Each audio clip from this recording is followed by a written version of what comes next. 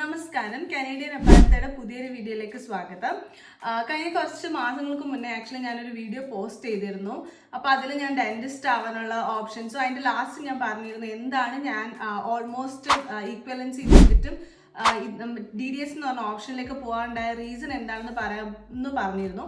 പക്ഷെ അൺഫോർച്ചുനേറ്റ്ലി എനിക്കത് കുറേ എനിക്കറിയാം കുറേ ഡിലേ ആയിരുന്നു. കാരണം ഞാൻ കുറേ സ്റ്റഡീസൊക്കെ ആയിട്ട് ബിസി ആയിരുന്നു. പിന്നെ എനിക്ക് നല്ല മടിയുണ്ടായിരുന്നു, അതും റീസൺ ആണ്. അപ്പോൾ ഫസ്റ്റ് ഓഫ് ഓൾ അതിനൊരു സോറി. ഇപ്പോൾ എൻ്റെ എക്സാംസ് ഒക്കെ കഴിഞ്ഞു. അപ്പോൾ ഞാൻ ഇനി ഒരു 2 months വെക്കേഷനാണ്. അപ്പോൾ ഞാൻ വിചാരിച്ചു എന്നാൽ പിന്നെ ആ ഒരു വീഡിയോ തന്നെ ചെയ്തേക്കാമെന്ന്.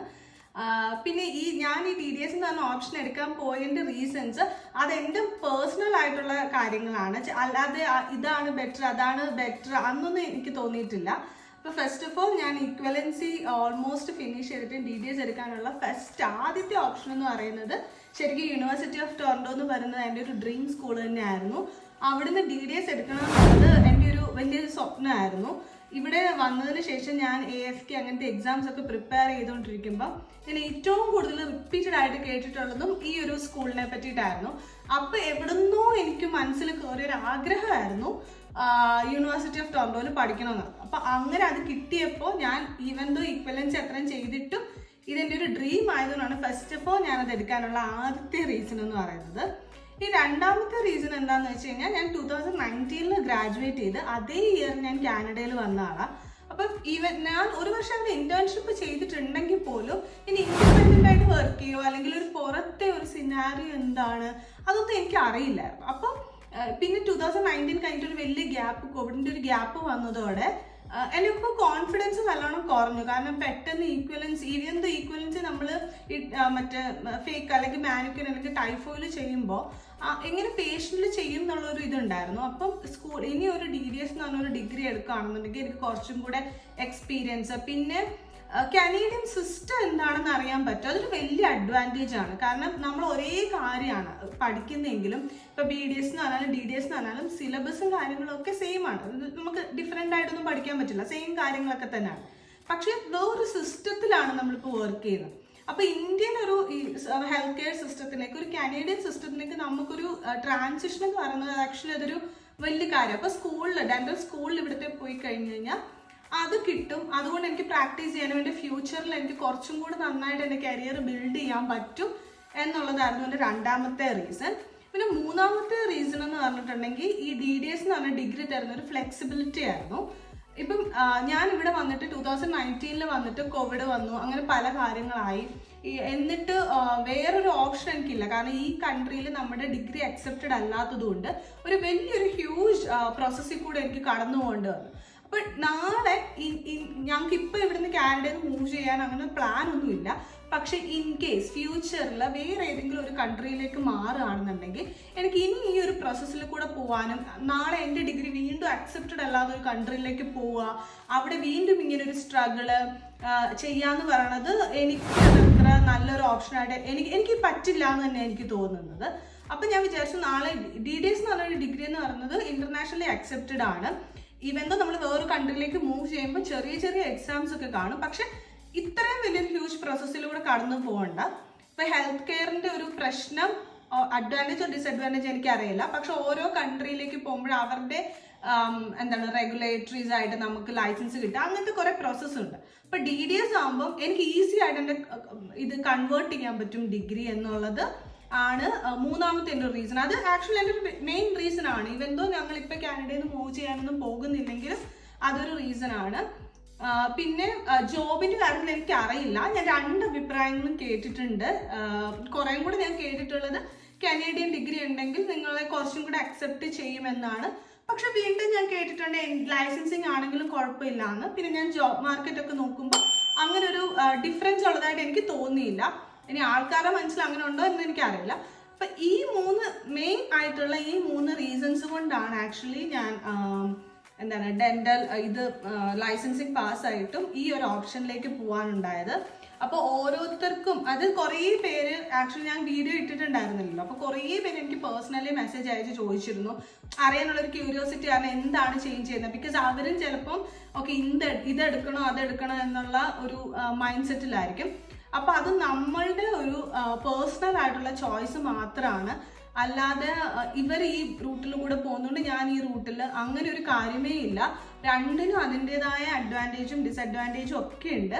അപ്പോൾ നിങ്ങൾ തന്നെ തീരുമാനിക്കേണ്ട കാര്യമാണ് നിങ്ങൾക്ക് ഓക്കെ ഇനിയും കനേഡിയൻ സ്കൂളിൽ പോകണോ ഓർ നിങ്ങൾക്ക് ഇത് വേണമെന്ന്. പിന്നെ എൻ്റെ ഒരു സജഷൻ എന്നുള്ള രീതിക്ക് നിങ്ങൾക്ക് അത്യാവശ്യം നല്ല എക്സ്പീരിയൻസ് ഉണ്ട്. കാരണം എനിക്കറിയാം കുറേ നാട്ടിൽ നിന്നൊക്കെ വരുന്ന ഡെന്റിസ്റ്റ് ഒക്കെ പോസ്റ്റ് ഗ്രാജുവേറ്റ്സ് ഒക്കെയാണ്.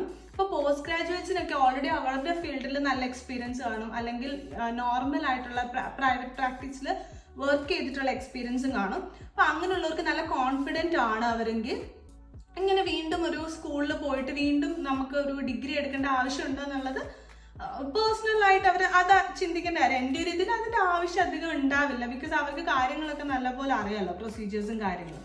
അല്ലെങ്കിൽ ഇതൊരു നല്ല ഓപ്ഷൻ ആയിരിക്കും. കാരണം പെട്ടെന്ന് നമ്മൾ ഗ്രാജുവേറ്റ് ആയി പിന്നെ വേറൊരു കൺട്രിയിലേക്ക് വന്നു നമുക്ക് പ്രൊസീജിയറിലൊന്നും അത്ര കോൺഫിഡൻസ് ഇല്ലെങ്കിൽ. കാരണം എനിക്ക് തോന്നിയിട്ടുള്ളതെന്ന് പറഞ്ഞു കഴിഞ്ഞാൽ ഇവിടെ നമ്മൾ ക്ലിനിക്കിലേക്ക് വർക്ക് ചെയ്യുമ്പം അവർ നമ്മളൊരു അസോസിയേറ്റ് ആയിട്ട് കാണുമ്പോൾ കുറച്ചുകൂടി ഇൻഡിപെൻഡൻ്റ് ആയിട്ട് തന്നെയാണ് നമ്മൾ വർക്ക് ചെയ്യുന്നത്. ഈവൻ ദോ നമ്മൾ വേറൊരാളുടെ ക്ലിനിക്കിൽ വർക്ക് ചെയ്യുകയാണെങ്കിലും അവരപ്പോൾ അധികം നമ്മളതിൽ ഹെൽപ്പ് ചെയ്യുമെന്ന് എനിക്കറിയില്ല. നാട്ടിൽ ഞാൻ വർക്ക് ചെയ്തിട്ടില്ല നാട്ടിൽ, പക്ഷെ ഞാൻ എൻ്റെ ഫ്രണ്ട്സ് എന്നൊക്കെ കേട്ടിട്ടുള്ളതെന്ന് പറഞ്ഞാൽ അപ്പോൾ അവിടെ ഒരു സീനിയർ ആയിട്ടുള്ള ഡോക്ടർ ഉണ്ടെങ്കിൽ ആദ്യമൊന്നും നമുക്ക് അധികം കേസ് ചെയ്യേണ്ടി വരില്ല, അവർ നമ്മളെ കുറേ ഹെൽപ്പ് ചെയ്യും. അങ്ങനെ ഒരു രീതിയാണ്. ഇവിടെ അങ്ങനെയല്ല. നമ്മൾ ആദ്യം തന്നെ നമുക്ക് കോൺഫിഡൻസ് ഉള്ള പ്രൊസീജിയർ ഒക്കെ ചെയ്തു തുടങ്ങണം. അപ്പോൾ അധികം എക്സ്പീരിയൻസ് ഇല്ലാത്തവർക്ക് ഇതൊരു നല്ല ഓപ്ഷൻ ആയിരിക്കും എന്ന് എനിക്ക് തോന്നുന്നത്. പിന്നെ എനിക്ക് ഏറ്റവും കൂടുതൽ വന്നിട്ടുള്ള ക്വസ്റ്റ്യൻ എന്ന് പറഞ്ഞാൽ എന്താണ് UFTയിൽ കിട്ടുന്ന, UFT എന്നല്ല കനേഡിയൻ ഡെന്റൽ സ്കൂളിൽ കിട്ടേണ്ട അഡ്മിഷൻ ക്രൈറ്റീരിയ എന്നുള്ളതായിരുന്നു നെക്സ്റ്റ് ഒരു ക്വസ്റ്റ്യൻ. അപ്പം എനിക്ക് കുറച്ച് ആൾക്കാർക്ക് ഇങ്ങനെ പേഴ്സണലി മെസ്സേജ് അയച്ചും ഫോണിലൊക്കെ വിളിച്ചിട്ടൊക്കെ ചോദിക്കുന്നുണ്ടായിരുന്നു. ഞാൻ വിചാരിച്ചു ഓക്കെ ഇതിൽ തന്നെ അത് ഷെയർ ചെയ്യാം, അപ്പം നിങ്ങൾക്കത് യൂസ്ഫുൾ ആവുമെന്ന്. അപ്പോൾ ഫസ്റ്റ് ഓഫ് ഓൾ നമ്മൾ യൂണിവേഴ്സിറ്റിയിലേക്കാണ് അപ്ലൈ ചെയ്യാൻ ഉദ്ദേശിക്കുന്നതെങ്കിൽ ഇപ്പം ഞാൻ നോക്കിയപ്പം മജോറിറ്റി യൂണിവേഴ്സിറ്റിയും ഏഡാറ്റ് തന്നെയാണ് അക്സെപ്റ്റ് ചെയ്യുന്നത്. കുറച്ച് വർഷങ്ങൾക്ക് മുന്നേ AFKയും ഏഡാറ്റ്, കുറച്ച് യൂണിവേഴ്സിറ്റീസ് ഏഡാറ്റ്, കുറച്ച് യൂണിവേഴ്സിറ്റി AFK എന്നുള്ളൊരു പാറ്റേൺ ആയിരുന്നു. പക്ഷെ ഇപ്പം ഞാൻ നോക്കുമ്പോൾ ഈവൻ വെസ്റ്റേൺ യൂണിവേഴ്സിറ്റി മാത്രമാണ് ഇപ്പം AFK അക്സെപ്റ്റ് ചെയ്യുന്നുള്ളൂ. പക്ഷെ അവർ 2025 തൊട്ടിട്ട് അത് ഏഡാറ്റിലേക്ക് മാറ്റുകയാണെന്നാണ് ഞാൻ കണ്ടത്.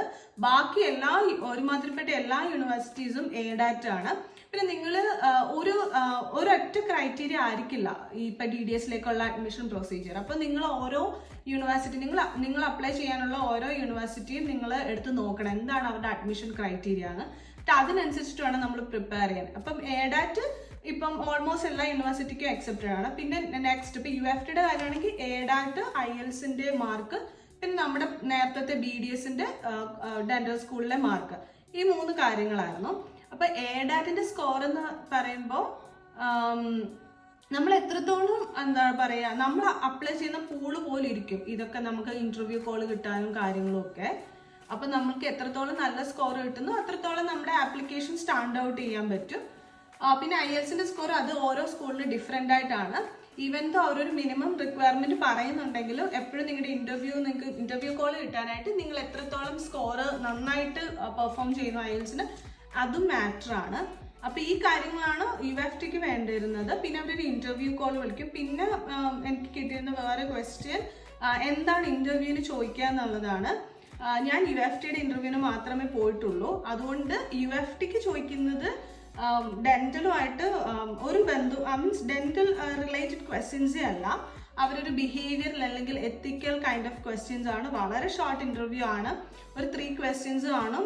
5 മിനിറ്റ്സ് ആണ് അവരത് തന്നിരിക്കുന്നത്. 15 മിനിറ്റ്സിൽ തീരും. അത് മാത്രമാണ് UFTക്ക് ഉണ്ടായിരുന്ന ഒരു ഇന്റർവ്യൂ എന്ന് പറയുന്നത്. പിന്നെ പറയാനുള്ളതെന്ന് പറഞ്ഞു കഴിഞ്ഞാൽ നിങ്ങളുടെ ചാൻസസ് നിങ്ങൾക്ക് കൂട്ടണമെന്നുണ്ടെങ്കിൽ, അതായത് യൂണിവേഴ്സിറ്റിക്ക് കിട്ടാനുള്ള, അതായത് എനിക്ക് കറക്റ്റ് നമ്പർ അറിയില്ല, പക്ഷെ ഞാൻ റഫ്ലി കാൽക്കുലേറ്റ് ചെയ്യുമ്പോൾ ഒരു 60 to 70 സീറ്റ്സ് ആണുള്ളത് ഓൾ ഓവർ കാനഡയിലേ ഉള്ളത്. അപ്പം ഈ നിങ്ങളുടെ ചാൻസസ് നിങ്ങൾക്ക് യൂണിവേഴ്സിറ്റിയുടെ കിട്ടണം എന്നുള്ള ചാൻസ് കൂട്ടണമെന്നുണ്ടെങ്കിൽ ഡെഫിനറ്റ്ലി നിങ്ങൾ ചെയ്യേണ്ട ഒരു കാര്യം എന്ന് പറഞ്ഞു കഴിഞ്ഞാൽ എല്ലാ യൂണിവേഴ്സിറ്റിയിലും ആപ്ലിക്കേഷൻ അയക്കുക എന്നുള്ളതായിരിക്കും. പക്ഷേ ആപ്ലിക്കേഷൻ അയക്കുമ്പോൾ എല്ലാത്തിനും ഡിഫറെൻറ്റ് ഫീസും കാര്യങ്ങളുമാണ്. അപ്പോൾ ഫസ്റ്റ് ഓഫ് ഓൾ നിങ്ങൾ എല്ലാ യൂണിവേഴ്സിറ്റിയുടെ വെബ്സൈറ്റിൽ പോയിട്ട് ഇന്റർനാഷണൽ ഡെന്റിസ്റ്റ് പ്രോഗ്രാം എന്ന് കൊടുത്തു കഴിഞ്ഞാൽ നിങ്ങൾക്ക് എന്താണ് അവരുടെ അഡ്മിഷൻ ക്രൈറ്റീരിയ എന്ന് അറിയാൻ പറ്റും. അപ്പോൾ അതനുസരിച്ചിട്ട് നിങ്ങൾക്ക് ചെയ്യാൻ പറ്റും. പിന്നെ എനിക്ക് കുറേയൊക്കെ പേഴ്സണൽ മെസ്സേജാണ് ഇൻസ്റ്റാഗ്രാമിലും കാര്യങ്ങളൊക്കെ വരുന്നത്. അപ്പം ഞാൻ അധികം അത് നോക്കാറില്ല. സോ നിങ്ങൾക്ക് എന്തെങ്കിലും ഇത് ഫർദർ ആയിട്ട് അറിയണമെന്നുണ്ടെന്നുണ്ടെങ്കിൽ നിങ്ങൾ ഇപ്പം ഞാൻ ഇട്ടിരുന്ന വീഡിയോയുടെ താഴെ കമൻറ്റ് ചെയ്യണം. കാരണം എനിക്കിപ്പോൾ 2 months ലീവാണ്. എൻ്റെ ഐഡ പ്രോഗ്രാം കംപ്ലീറ്റ് കഴിഞ്ഞു. അപ്പം എനിക്ക് 2 months ഫുൾ വെക്കേഷനാണ്. അപ്പം ഞാൻ മാക്സിമം നിങ്ങളെ ഹെൽപ്പ് ചെയ്യാനായിട്ട് ഇപ്പം എന്തായാലും വീഡിയോ ചെയ്യുമെന്നാണ് വിചാരിക്കണത്. അപ്പം നിങ്ങൾക്ക് എന്തെങ്കിലും അറിയണമെന്നുണ്ടെങ്കിൽ ഈ വീഡിയോയുടെ താഴെ നിങ്ങൾ കമൻറ്റ് ചെയ്യണം. കാരണം നെക്സ്റ്റ് പിന്നെ എനിക്ക് കിട്ടുന്ന ഒരു ക്വസ്റ്റ്യൻ എന്ന് പറഞ്ഞാൽ എന്താണ് പ്രിപ്പറേഷൻ എന്നാണ്. കാരണം ഞാൻ എഡാറ്റ് സെൽഫായിട്ടാണ് പ്രിപ്പയർ ചെയ്തത്. അപ്പം ഞാൻ നെക്സ്റ്റ് വീഡിയോയിൽ എഡാറ്റിൻ്റെ പ്രിപ്പറേഷനും പിന്നെ എന്ത് കണ്ടന്റ് ആണ് അല്ലെങ്കിൽ ഇതിൽ റിലേറ്റഡ് ആയിട്ടുള്ള എന്ത് ക്വസ്റ്റ്യൻ ആണ് നിങ്ങൾക്ക് ഉള്ളതെന്നുള്ളത് നിങ്ങൾ കമൻറ്റ് ചെയ്യുകയാണെങ്കിൽ ആ ഒരു സംഭവം കൂടെ ചേർത്തിട്ട് ഞാൻ നെക്സ്റ്റ് ഒരു വീഡിയോ ചെയ്യാം. എനിക്ക് എക്സാമിൻ്റെ ഒക്കെ സമയത്തൊക്കെയും ഇങ്ങനെ കുറേ ഇൻസ്റ്റാഗ്രാമിലൊക്കെ മെസ്സേജ് വന്നപ്പോൾ സത്യം പറഞ്ഞാൽ എൻ്റെ ഹസ്ബൻഡാണ് അതിനൊക്കെ നിങ്ങൾക്ക് ഹെൽപ്ഫുൾ ആവട്ടെ എന്ന് വിചാരിച്ചിട്ട് റിപ്ലൈ ഒക്കെ ചെയ്തത്. പക്ഷെ ഞാൻ അധികം ആ ഇൻസ്റ്റാഗ്രാം അങ്ങനെ നോക്കാറില്ല. അപ്പോൾ നിങ്ങൾക്ക് ഇത് കൂടുതലായിട്ട് എന്തെങ്കിലും അറിയണം അല്ലെങ്കിൽ ഞാനൊരു നെക്സ്റ്റ് വീഡിയോ ചെയ്യണമെന്നുണ്ടെങ്കിൽ നിങ്ങൾ ഈ വീഡിയോയുടെ താഴെ കമൻറ്റ് ചെയ്യണം. അപ്പോൾ എനിക്ക് എഡാറ്റിൻ്റെ കൂടെ അത് ഇൻക്ലൂഡ് ചെയ്യാൻ പറ്റും. അപ്പോൾ എൻ്റെ സ്കോറും കാര്യങ്ങളും ഒക്കെ ഞാൻ നെക്സ്റ്റ് വീഡിയോയിൽ നിങ്ങളുടെ അടുത്ത് ഷെയർ ചെയ്യാം. അപ്പോൾ നിങ്ങൾക്ക് ഈ വീഡിയോ യൂസ്ഫുൾ ആണെന്ന് തോന്നുകയാണെന്നുണ്ടെങ്കിൽ please do subscribe and share to your friends. അപ്പോൾ നിങ്ങളുടെ ഒരു സപ്പോർട്ട് ഉണ്ടെങ്കിൽ മാത്രമേ എനിക്ക് നെക്സ്റ്റ് വീഡിയോ ഒക്കെ ചെയ്യാൻ പറ്റുള്ളൂ. അപ്പോൾ നിങ്ങൾക്ക് ഇഷ്ടപ്പെടുന്ന കരുതുന്നു. നെക്സ്റ്റ് ഒരു വീഡിയോയിൽ കാണുന്നവരെ ബൈ ബൈ.